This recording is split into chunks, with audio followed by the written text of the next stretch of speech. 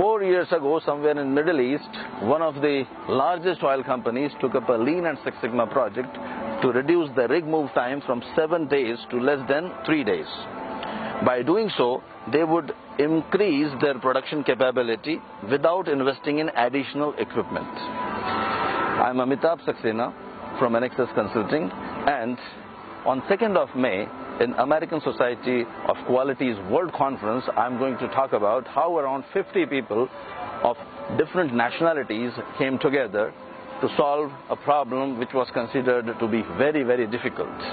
In our journey, we used lots of Lean and Six Sigma tools and techniques, including the change management methodologies and advanced statistical tools.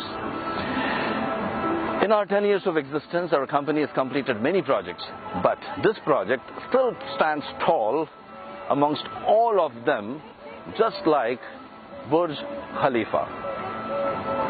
So see you there on 2nd of May in Charlotte in USA.